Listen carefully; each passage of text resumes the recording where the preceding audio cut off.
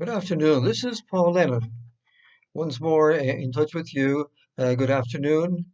And I'm speaking to you as usual from Guatemala, Central America. This is tape 18 in the series of My Life in the Legion, a book, a memoir, which I wrote 12 years ago with the subtitle A Naive and Sentimental Dubliner in the Legion of Christ. If you want a naive and sentimental, in this case, Irish uh, Irish born American in the Legion of Christ. Let me continue. So, this is chapter 9. This is going to be the second part of chapter 9. And in it, I will describe another encounter with Father Marcial Maciel, founder of the Legion of Christ. He's in his in 40s by then. No, excuse me, in his 60s, and I'm in starting to move into my 40th year. Um, well, thank you very much for being with me again, and hope you're all keeping well as we are here in Guatemala. In July of 1982, as his relationship with Father Maciel continued to unravel, and with it his career at the School of Faith, Paul was summoned once more to meet with Father Maciel at the Quinta Pacelli offices. Father Devlin, the personal secretary, uh, just very quickly called and very succinctly, you have an appointment with Nuestro Padre, in his best Dublin accent. You have an appointment. Usted tiene una cita con Nuestro Padre, pronounced in his broadest Dublin accent, on Wednesday next at 4 p.m. in Tlalpan. That was it. It was always so difficult to get appointments with Father Maciel, but when he needed it, or when he wanted it, that made it happen. When he had something to say to you, and you kind of suspected that it wasn't going to be anything nice. I mean, maybe he was going to congratulate you for something, but normally it was to chide you about something, to motivate you in his way. So Paul drove from Lomas de Chapultepec in the northwest of Mexico to Tlalpan in the south, near the foothills of the Ajusco Mountains. He rang the bell and was let in by Ramon, the butler, after he explained that he has an appointment with Father Maciel. Going inside the property, he knocked at on Father Devlin's door, and Nuestro Padre will be with you in a moment. About what? You don't know. The uncertainty affected the waiting religious, as I've said before. So Paul stood, paced, waited, and ruminated. What's this about? After what seemed like ages, Father Maciel appeared, polite and businesslike. They went into the studies alone. In contrast to the previous walking and strolling quickly interview, this would be a sit-down meeting. Maciel sat at the head of the table, so Maciel is here, and Paul would be here on his right hand, so that in such a way that Maciel could see Paul, but for Paul to look at Maciel, he had to turn himself slightly to the left. Again, it's all strategic, as you notice. After very short introductions, they got to the point. Father Paul, I'm very concerned about you. Uh, Letters have arrived from Cardinal Caripio. He has forwarded some letter to me, and they concern you. And it seems that you have there's a person at the School of Faith, or a husband, accusing you of getting involved with his wife at the School of Faith. How do you explain this? So Paul goes into, protection mode. Paul parried a heavy blow. He put two and two together and heard himself speak with composure. As a matter of fact, Mr. Padre, I do happen to know something about that. I have received two letters in the past months, and I knew that they were false accusations. I did not tell anybody about them. So Paul has to kind of apologize here because He should tell his superiors everything that happens to him. He has to kind of make an excuse now. Um, because actually, I hadn't told anybody because I knew how the superiors reacted, that they would just go directly into action. They would either take you out of there immediately or send you somewhere else or put you under home arrest or house arrest or something. Okay. Uh, but I was very, Paul was kind of calm about this, philosophical. I have my own theory about this, Mr. Padre. You see, they are anonymous. I can only suspect perhaps a certain person because he is the one person I know who could even remotely doubt my integrity. He and his wife have been having serious difficulties, hard time recently, and she was seeking my counsel and advice. And then to make things worse, the wife has a sister who seems to be jealous of her, so she wants to have access to Father Paul and now the sister at the same time. And I have no idea if something's going on there. The whole issue gets very complicated. This, I think, is the only one person I would suspect. I know for my part I'm innocent. I find the letters extremely offensive and vulgar, and that's why I just put them in a drawer and left them there. Father Maciel, for his part, perhaps realizing that he had not knocked Paul totally off his horse, continued in a paternal tone. Well, Father Paul, I find your explanation very satisfactory, and I will give it to Cardinal Corripio personally when I see him. Don't worry about this problem. It's all behind you. Paul was wise enough now and felt that he needed to be respectfully assertive. Nuestro Padre, if you don't mind, I would like to see Cardinal Corripio myself. I didn't know he had received any such letters. As I'm on friendly terms with him, I would like to meet with him face to face. I owe this to him and to myself to clarify what's going on here. The wily leader, Maciel, and personnel expert, would not be persuaded so easily. Well, now, son, very paternal, uh, let me handle this. I will try to see him first, and I will let him know as soon as possible and I will let you know then as soon I get back to you as soon as I can to let you know the outcome. I will make sure he understands your point of view and your version of the events. He sent me the letter without any explanation, so I assumed that he wanted me to take action. Father Maciel pressed on. This unfortunate episode coincides with the decision already being taken by your superiors long before this latest problem arose. Um, your superiors had been deciding to assign you to the mission in Mexico to do your work as before so successfully for the good and less fortunate souls of Quintana Roo. And Father Maciel on his intercom. Father Devlin, would you be so kind as to bring in Father Paul's folder so that we can see the letter? So Father John Devlin comes in, bringing a manila folder.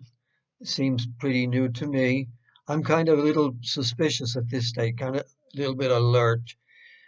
Paul is alert, not to say paranoid. Um, Bringing in my excuse me my record, my personnel file, wherever it would be kept. Was it kept there at that office? This manila folder, I don't know. I'm a little suspicious about this. And I'm saying this is a manila folder, a brand new manila folder with one page inside. Out comes the page. There it was. In Paul's opinion, a letter predated 2 months previously, May 18, 1982, excuse me, 2 months before. In a formal way, it announced that Paul's term of office as director of the School of Faith had expired, and that in order to let younger religious gain experience in the apostolates of the Legion. With his heart tightening in his chest, his tongue dry in his mouth, Paul forged the words out. He could see the writing on the wall, but he believed that despite all its challenges, the School of Faith was good to him and was the best place for him to be. He was hanging on to it. Maybe behind the School of Faith was his priestly, what was his attachment to the Legion, shall we say. Because he was kind of disenchanted with the Legion in general, but he was very attached to the School of Faith. He was hanging on to this.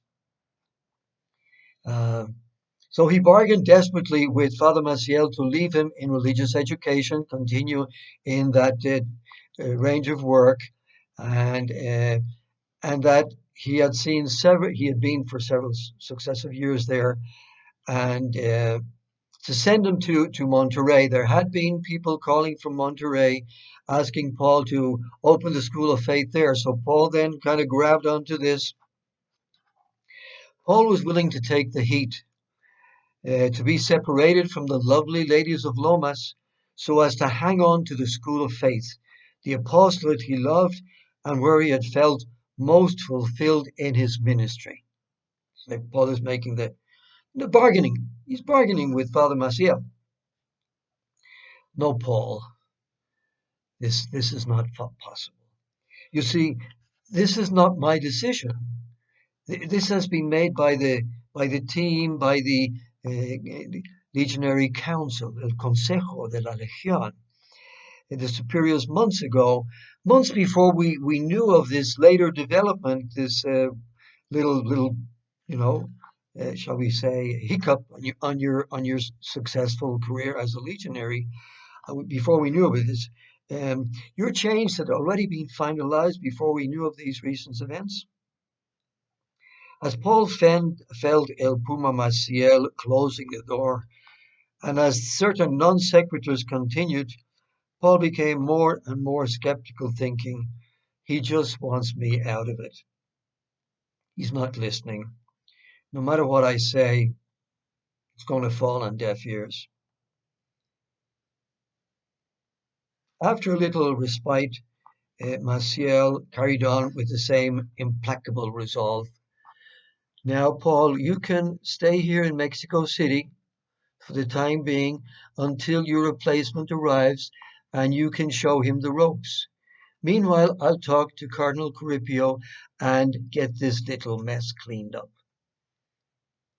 Paul, still struggling, still making his effort, bargaining desperately to stay involved with the School of Faith, um, trying to play his cards, the few cards he had left in his in his very bad hand at this moment.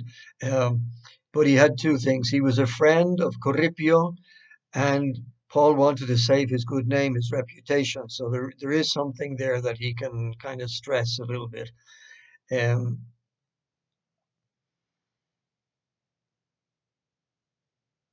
excuse me now. So because it was a strong card with Caribbean, I say the other strong card is my reputation as a priest. It had transpired in the conversation now that another letter had arrived to another bishop, and that was the Bishop of Tlalnepantla. I think it was Monsignor Suarez, Adolfo Suarez, or something like that at the time. And according to this now, a letter, or Suarez had told Maciel about a letter. Now,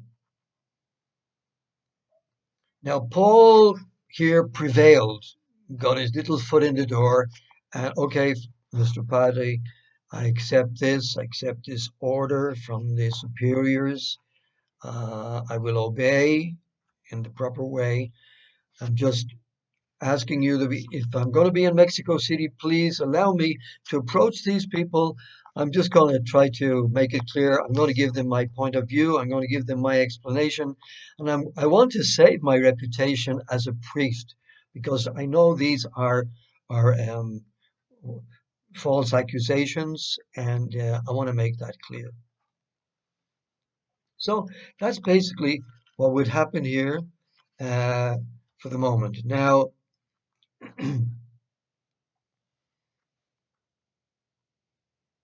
at that time, it never occurred to me that somebody else could have sent the letters. I mean, I was still, to some degree, a naive and sentimental Dubliner.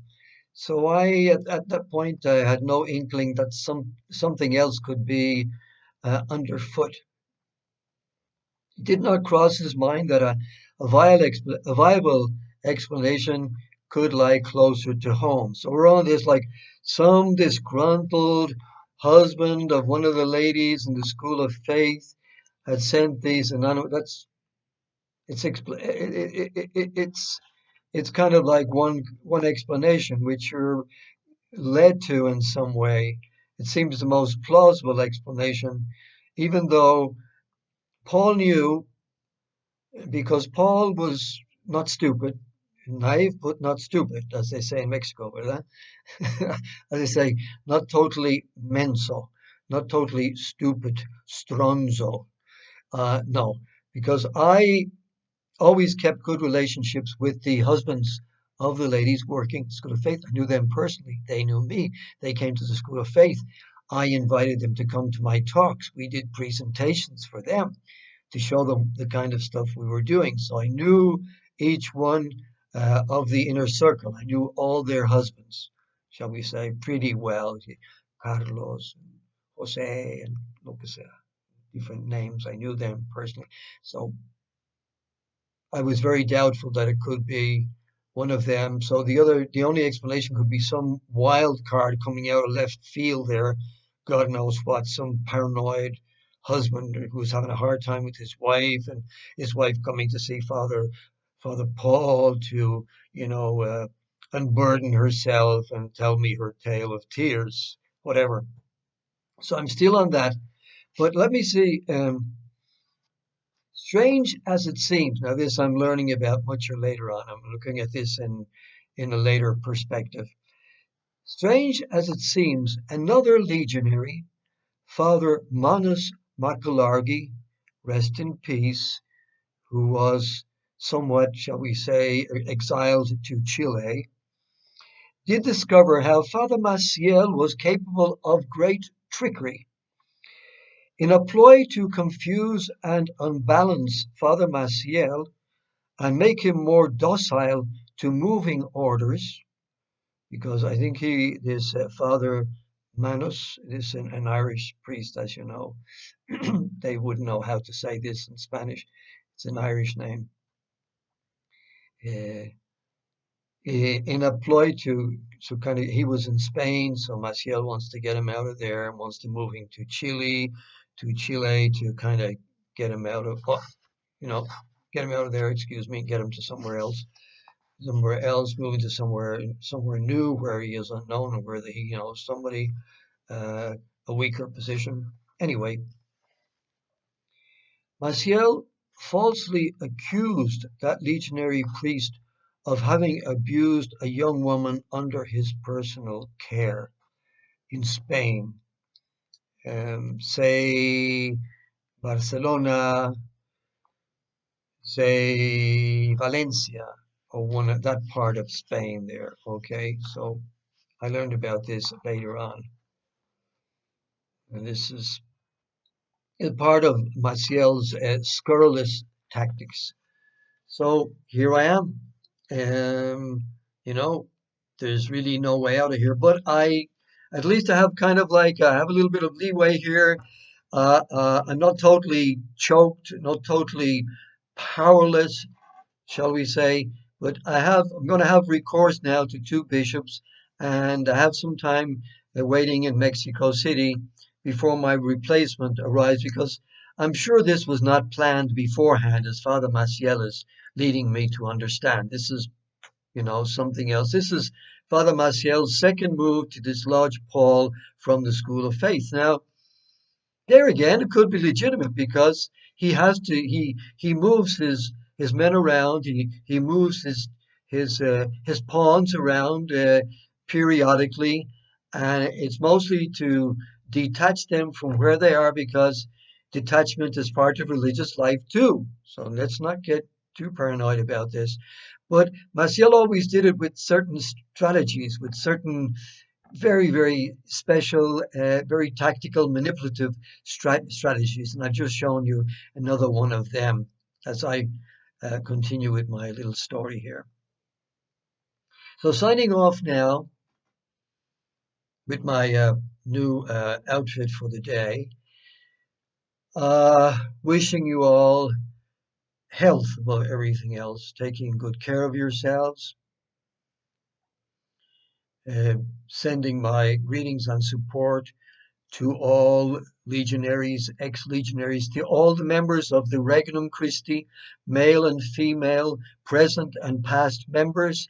And don't forget that these talks are meant to humanize, are meant to detox your whole relationship with the Legion of Christ as you now either decide to leave or you've left and now you're living your new life and you're in full recovery and you're nurturing yourself with wholesome things uh, and being a happier person and feeling accepted by more and more persons and enjoying now life as it should be, despite the particular hardships that all of us are experiencing at that moment. But there's also very nice things here. Some friends of mine have just went shopping for me, younger folks with funds of more energy than I have, and they've just brought my grocery shopping to the door. They won't accept any payment. These people are so generous. So what can I say? Uh, Let us all take heart and see you soon.